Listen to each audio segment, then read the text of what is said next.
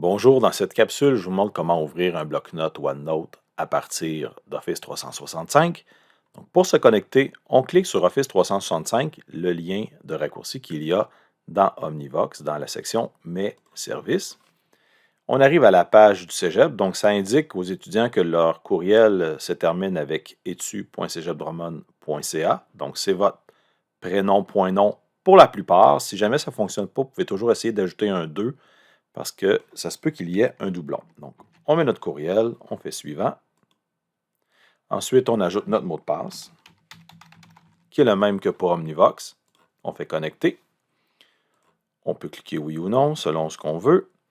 Et pour ouvrir un bloc-notes OneNote, on va accéder à OneNote.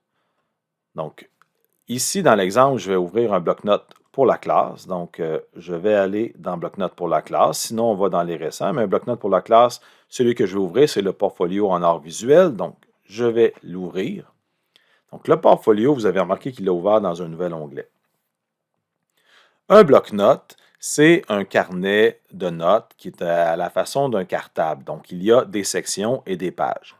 Donc, il y a une section de bienvenue avec quelques pages avec des indications que les enseignants ont mises pour donner des guides sur comment utiliser le bloc-notes de classe, une bibliothèque de contenu et un espace de collaboration. Dans le cas du portfolio, ces deux sections ne seront pas utilisées. Il y a une section au nom de chaque étudiant, donc chaque étudiant va voir son propre nom. Et cet espace-là, c'est là qu'il va mettre ses propres activités que les enseignants vont lui demander. Donc, on a structuré ça pour qu'il y ait un groupe de sections, pour exemple la session 1, et dans chaque cours, il y a une section. Puis dans chaque section, il va y avoir des pages, les pages de projet. Et ce sont dans ces pages-là qu'on va devoir ajouter les images qui vont nous être demandées. Donc, si on veut ajouter des images, bien, on va aller dans Insertion, Images, puis là, on va pouvoir ou bien utiliser l'appareil photo de notre appareil ou ajouter un fichier qu'on aurait déjà téléchargé et l'image va s'insérer à la façon qu'elle est ici présentement. Donc, c'est très simple à faire. On ouvre en ligne et on peut naviguer dans notre propre section à nous, dans les cours et les sessions qui nous sont demandées. Il y a plusieurs outils d'insertion si on veut, même l'outil d'écriture un peu à la façon de Word. C'est un logiciel de Microsoft, donc ça se ressemble d'un logiciel à l'autre.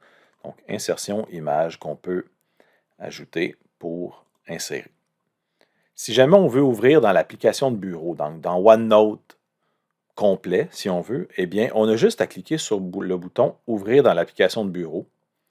Et là, on clique « Ouvrir OneNote ». OneNote va ouvrir avec toutes ses capacités et on va avoir notre carnet. La navigation est un peu différente. On a les onglets en version horizontale plutôt que verticale et là, on a les pages verticales. Souvent, les gens vont l'avoir à droite. On a dans les options, dans Fichier Options, le loisir de les afficher à gauche si on veut.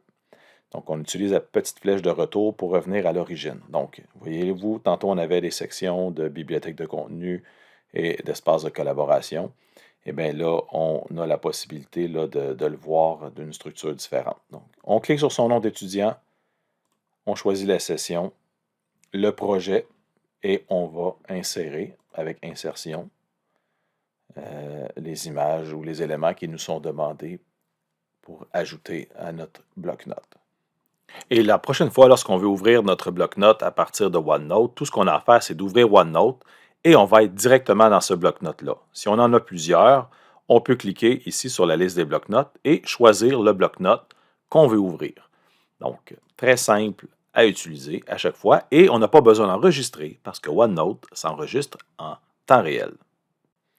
Donc, voilà comment ouvrir un bloc-notes en ligne et dans OneNote.